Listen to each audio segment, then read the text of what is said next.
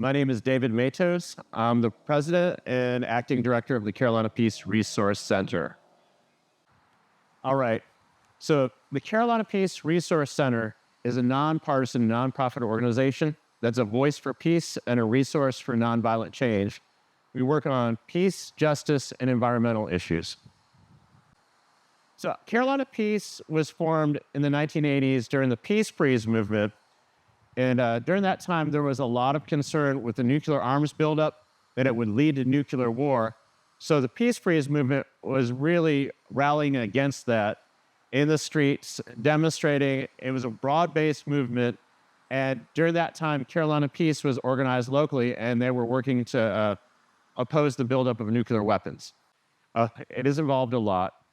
As with many volunteer organizations and peace organizations in particular, it has its ups and downs. In the 80s, the other issues besides nuclear weapons were the U.S. involvement in Central America and opposing apartheid. Those were big issues then. In the 90s, things kind of died down a little bit. There was a little opposition to the Gulf War, but the Carolina Peace persisted. A lot of the peace organizations that were formed in the 80s went out of business during the 90s, including another group, the Upstate Peace Resource Center that was up in Greenville. But, with 9/11 and the invasion of Iraq, it really re-energized the peace movement. So we have ups and downs, and that's about when I got involved a little bit afterwards. Basically, you could ask people left and right before the invasion of Iraq at USC's campus or elsewhere, do you oppose the war in Iraq? And most people saw it was just being pushed by propaganda, which is something that's been proven true at this point. So, at that point, the peace movement really re-engaged to oppose the Iraq war. It was a big blow, not to prevent the Iraq war, but it was a mistake to sort of get discouraged because we were in Iraq for so much longer after that because the peace movement got discouraged. Me personally, I've been involved, but I was interested in getting involved on Israel-Palestine as an issue. I grew up with Palestinian kids in suburban Cleveland, Ohio, so I was new about Israel-Palestine. And so I was looking for a group that would work on this issue in South Carolina, and I eventually ran into the Carolina Peace Resource Center and they said, yeah, we'll do something about Palestine. So I got involved about 2004, actually after the invasion of Iraq. We were, took until 2006 till people figured out in general that they got hoodwinked on Iraq. So, for the past 20 years off and on, wanting to work on Palestine has led to work on the other issues like nuclear weapons production. South Carolina is kind of ground zero for nuclear weapons because of the Savannah River site that produced plutonium during the Cold War and is still an important nuclear weapons site because it produces the tritium gas that makes hydrogen bombs. There's always been more projects to produce more nuclear weapons there, and of course we want to see that money spent on other things instead. People's needs instead would be better. For example, Medicaid expansion. So over the years, Carolina Peace has definitely had its ups and downs. We've had, people, volunteers serve. We've had executive directors, and the big challenge is funding if you're going to actually have hired staff. So we've gone between having a hired person and having hired staff and being an all-volunteer organization, along with the ups and downs of the peace movement. The activist community in South Carolina is not the biggest, so we really do have to support each other. Sometimes there's issues that Carolina Peace leads on and is the voice on, particularly the peace issues. On other things, we want to support other people doing good work. So we'll show up in support of them, try to publicize their event, try to show up for their actions and events and participate in their advocacy events. So particularly, there's a lot of more frontline environmental groups that we try to support. And there's also other justice efforts like the Black Lives Matter. We helped organize a local Black Lives Matter chapter, and then it became its own organization outside of Carolina Peace.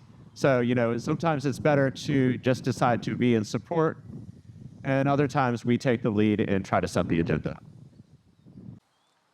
Academic institutions is often working to with our internship program, and also collaborating to host events. So sometimes it'll be a student organization, and sometimes it'll be an on-campus organization. For example, we've sponsored things with the Walker Institute occasionally on foreign policy issues at USC. Other times it's working through more informal relationships with faculty, saying, hey, we have an event that we can bring to your campus. Are you guys interested in hosting this?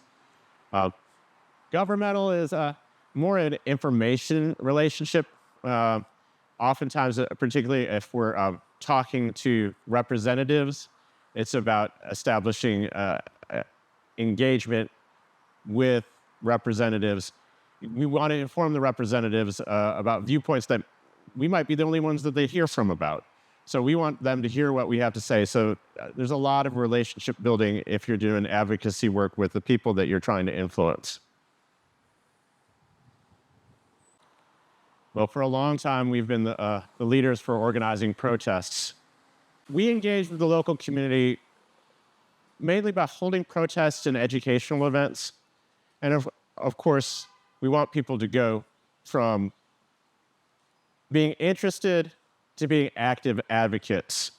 So there's a spectrum of movement from, I want to learn about this issue, to, I know about this issue and now I can advocate on this issue. A lot of it is doing actions and protests, but other times you're doing an educational event. Other times you might be doing something like a letter writing party to representatives so that they hear from multiple constituents that care about an issue. So that's really the realm we live in. It's actions, education, then advocacy. So, we're in a privileged position here being citizens of the most powerful nation in the world. And we also have a military that's also done some of the most interventions in the world recently, including some that are simply put unjust. We killed millions of Vietnamese during the Vietnam War. We invaded and destroyed Iraq. We helped starve people in Yemen. We're currently helping starve people in Gaza. So we have a responsibility. This is our government. That's why we fight for these kind of policy change and systemic changes. But ultimately, we're not separate from the world. We're part of the world.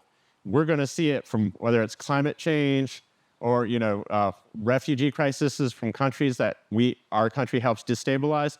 We have a responsibility to, think globally but act locally. We have a responsibility to do our part. So that's why we're basically, we're a vehicle for working for a better world. People want to know, what can I do? What can I do to help make things better? And we try to let them know that it's always been about committed people, small groups of committed people. Margaret Mead's got that wonderful quote, never doubt that a small group of committed people can change the world. In fact, they're the only ones who ever have. And so we want to empower people to do what they can and put the power in their own hands to make change.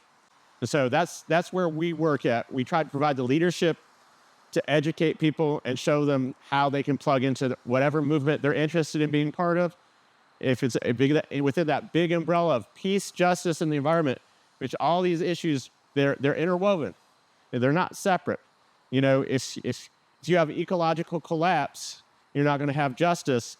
And if you have a society that can't feed itself, you're going to have violence and war, So all these issues are interwoven and they work together. And we try to, whatever issue people are interested in working on and making change on, take them from the position of, I'm interested, to, I know how to take action and I can provide leadership and I can be an advocate.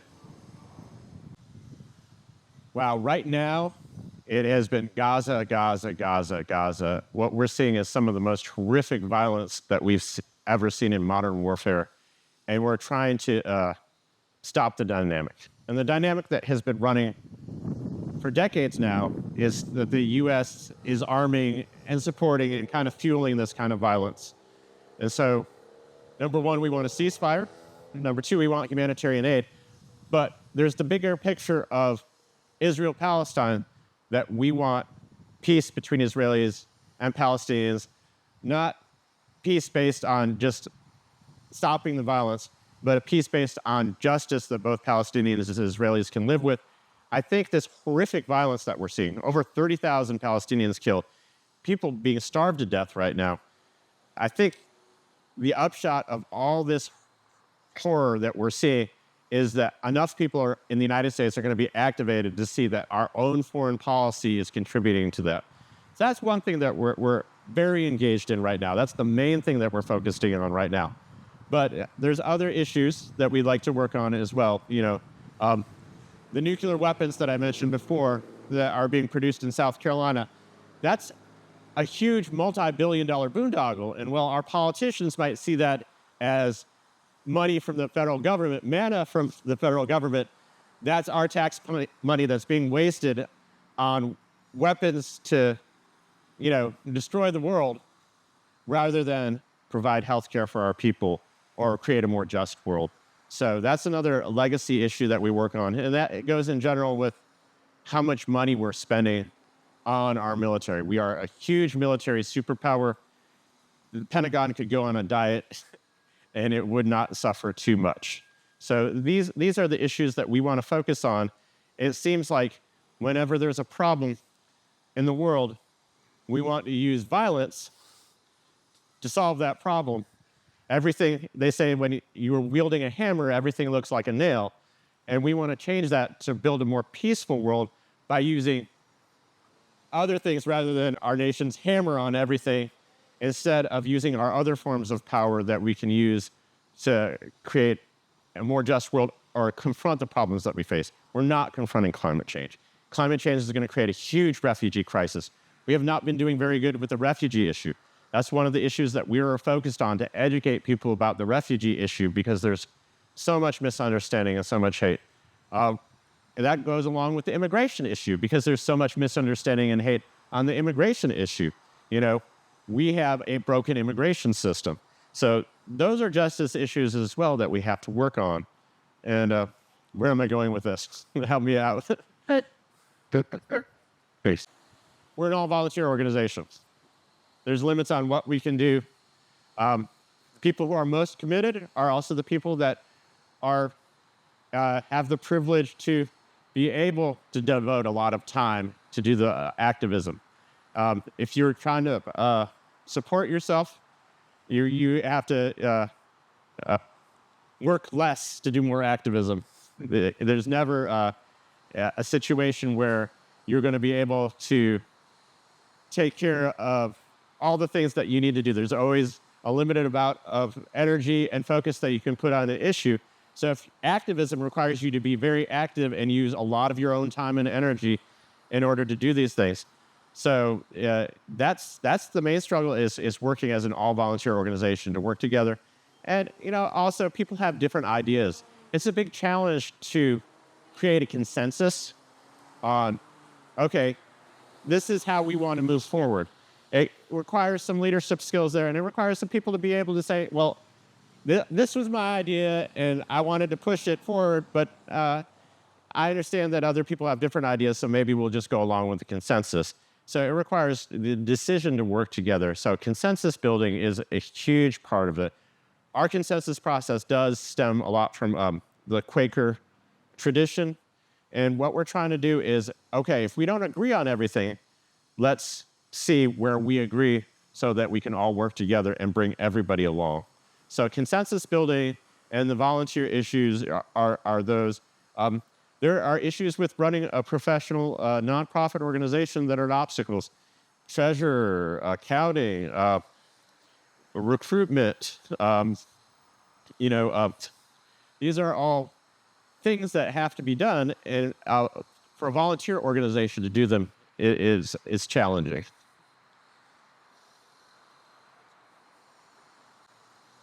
That's a tough one because, it's based on, there are traditional issues that we work on and we worked on for a long time. I've already mentioned nuclear weapons, Palestine, in general opposing U.S. militarism, which seems to crop up with a problem as there's an international problem. I'll give you an example. In Yemen, where we were arming and supporting Saudi Arabia's dirty war, where hunger was also used as a weapon there, where there was people dying of starvation and on a mass scale, that's something that our government should not have been involved with and not have been solving, not have been contributing to. We should not have been engaged with Yemen. We should have put our foot down and say, okay, you're an ally, but we don't want to be involved with that. But we went ahead and do that. So militarism is a constant problem that we have to be involved with challenging. Well, we have a leadership with our board, and it's a hashing out of matching interest at any moment with what we do work on traditionally. So there's always going to be traditional issues that we have expertise on, that we want to continue doing the work on, that in our analysis, this is an important thing for us to focus on. Nuclear weapons, refugees and immigration, opposing U.S. militarism, Palestine. But there's also issues that come up that people want to work on at a certain time, that are sort of the issues of the day. We can't ignore those either. We have to work on them too. So the balancing act between what we're working on and what we've traditionally been working on and what's coming up at the time, so that we can combine what people are interested in with what we're already doing. So but largely it's based on, do we have volunteers that are willing to work on it? If we have volunteers willing to work on it, then we can work on it. If we have leaders who are willing to do the work and the effort, then we can work on an issues. So that's the big answer on that. I would compare it to missionary work. It's not something you necessarily are going to see fruit with. In South Carolina, particularly because of the conservative cast of the state, it's understandable that we see ourselves as a nonviolent resistance. We're, have to say nonviolence when we say we're resisting. We are building a community that allows for the change to come at some point. We're part of an overarching movement, nationwide and internationally sometimes, to make change. We might be in a state that might be the most backwards on our issue, but we're still able to educate people. We're still able to advocate. We're still able to raise voices for peace. And that's important, because the answer for hopelessness is to be able to do something. If you're able to do something, that's so much better than just being angst-filled and feeling like you can't do anything about it. Even if the politicians aren't working with you, even if the issue's not going your way, you have to chip away, because who's to say when the change is going to happen? Who's to say that the change isn't going to happen 5 days from now, 5 months from now, 5 years from now, or 50 years from now? The changes that we're working for are long-term systemic changes that need to happen. And so it's worth the effort to work for change, even if we don't see it on our local scale, or even see it even within our lifetime sometimes. That's the perspective that we have to have, is that it's better to be light a candle than it is to curse the darkness. That it's so much more important for us to engage and work for change than surrender to being helpless. And there's a part of it too that we have to be realistic about what we can do sometimes. We have to balance out what we try to do. We love to be ambitious and change the world, but we have to pay rent and feed our pets and do other things like that too. So there's a balance between that. We're not running a short race. We're running a marathon when we work for change. Well, I'm excited about Peace Day at the State House in September. The UN International Day of Peace takes place on September 21st. And we've held an event several times in the past years. It's sort of a half festival, half organizational fair that we have on the State House grounds. And so we'll be doing that on Saturday, September 21st. We haven't done it in several years. So I'm excited about that, because it is about bringing together all these organizations that work for change, that are in the grand coalition that we work with, and connecting them with the people who want to make change to build a more peaceful, more just world. That's one thing. As I mentioned, we're engaged on this issue on Gaza. We're deeply engaged. We're about to go, minutes from now, we're about to do a silent vigil outside of Representative Clyburn's office and try to deliver some letters that express our concern to the office. So, that's what we're working on with focus to educate people about that, So it's continuously, we're working on events, protests, and educational events in order to move the ball forward on that. It seems like something that could happen anytime, but we got to keep pushing for it to make it happen. There are people here in Colombia that are pushing for a ceasefire. There is a voice of people pushing to end this violence. We want them to, we want our elected leaders to stop talking about making the changes we're asking for and do it. We want them to confront the issue that we can't at the same time be demanding a ceasefire as a country and arming one of the sides that's killing so many people and bombing and starving, that there has to be a decision to stop providing the arms if we want a ceasefire and peace in Gaza. We do have a website that you can sign up for our email newsletter on. So in those emails, you'll get information about our events. You can also become an intern with Carolina Peace, and that's a great way. Our organizing internships are a way to basically get introduced to organizing and activism. You can donate. Let's say you don't have any time to be involved as a volunteer. Money is important to keep things rolling. If we're able to spend money on projects, there's an infinite amount of need out there in this world for a more peaceful and just world. So there's always a need to spend money on education and creating actions and our programs in general. You know, you would like to have the politician overnight decide to do what you're asking them to do. And for a lot of people, a lot of organizations, those kind of changes are wins. I think, you know, we would love to win the Super Bowl of peace and you know, get all of our senators to line up on peace issues the way that we see them. But sometimes you have to just field the team first and play. And so our understanding of what success might be more modest than what it might be in other places. Sometimes just being a voice and doing the work and showing up is important. That being said, you know, when we're able to defeat a bill that's problematic at the State House or even in Congress, help with that effort on a nationwide effort, you know, those are the kind of successes that we want to have. When we hear the politicians and the people in power start changing what they say because they have to listen to the people, that's when we see ourselves as being successful. And that's definitely happened with Gaza.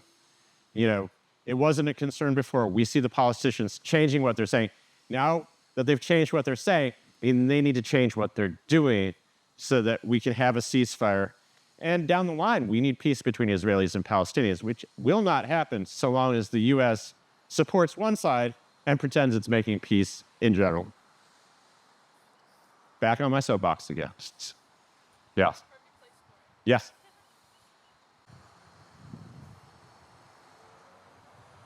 You know, we want to be, I hate using military terms, but we want to be a force multiplier for those who are working for justice.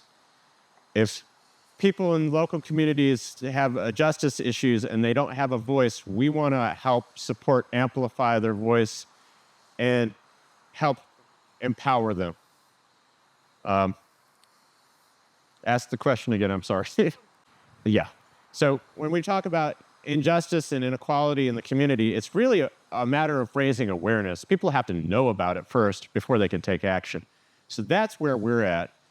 So besides empowering the people that are identifying the injustice and speaking out in against the injustice, we have to help raise the awareness so people can join the struggle against injustice and equality. So that's where we see our role. You know, my personal story with Carolina Peace is you know, similar to what we want to do with everyone. Is, you know, if they need allies and people to support them, we want to be able to provide support with what they're doing.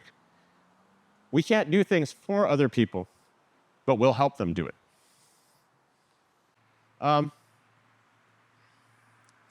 You know, there was an issue during the Black Lives Matter. We weren't as active at that point during the COVID because people were still wondering if being out in the streets was a COVID risk. You know, but we did see the police shut down things, and there was an effort to turn a peaceful demonstration violent here in Colombia.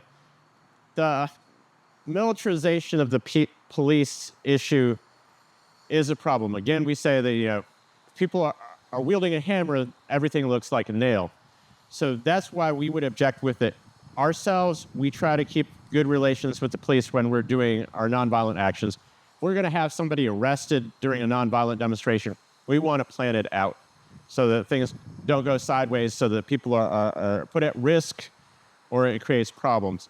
We do believe in doing things like that, doing civil disobedience that you get arrested for. We do believe that's part of it. We have not had as much issues directly with the police.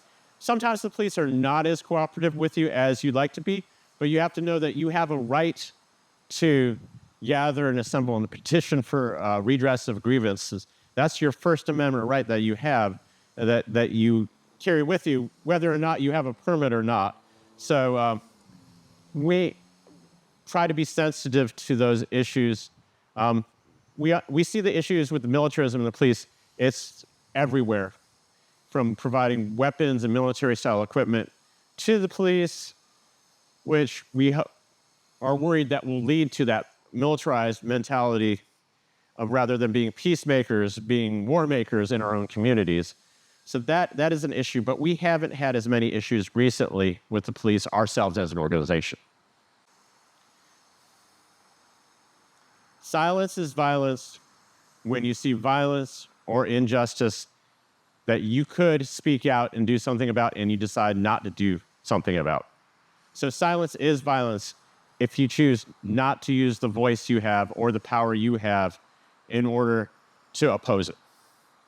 So, so silence is violence. There's a limited amount of energy and focus that a person can put in the world. So one person can't do everything. You can't speak out on every issue and be consistent about everything, But if you see something happening and you don't use your voice, that's a choice. So, speak out when you can, even if your voice shakes. So yeah, we can't afford to be silent about when we see violence and injustice occurring, whether it's here in our own communities or whether it's abroad. Like I said, we're the most powerful country in the world. We have global reach. We're citizens of this superpower. We have a responsibility to know what our government is doing and making sure it's doing the right thing, and when it's doing the wrong thing, to speak out against that. But I mean, that's something that can happen in your local community too, when you see something going wrong as well. So it's incredibly important to use what voice and power that you have in order to oppose violence and injustice and not be silenced. And I understand that people can freeze up and not know what to do. It can happen in real life situations when we're confronted with violence in our interpersonal violence that we might witness. But it's important to yell at that person you see committing a violent act, to try to intervene, to try to speak out, whether it's something that we see in our own personal lives or, well, something on the grander scale of international politics. Let me think here.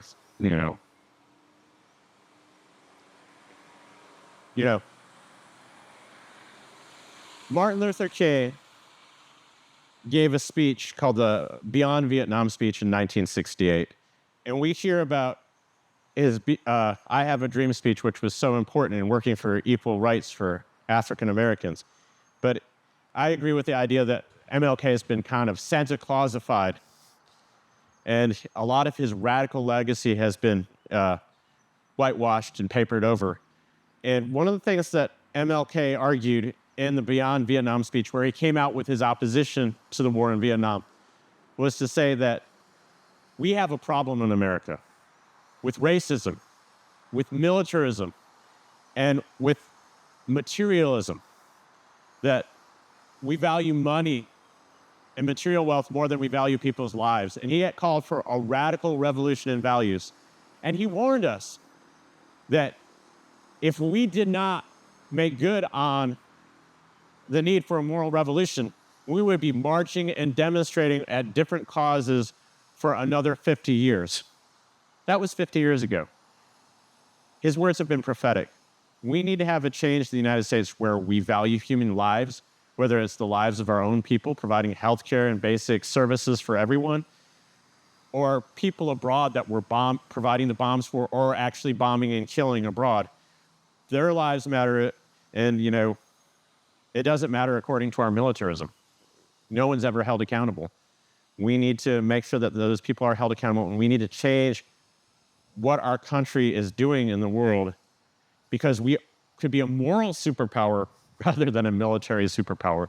We have the ideals, we have the goodness of our people, that it is amazing, but we also have this horrific legacy of war and violence and injustice and racism and being focused on material wealth rather than valuing human beings.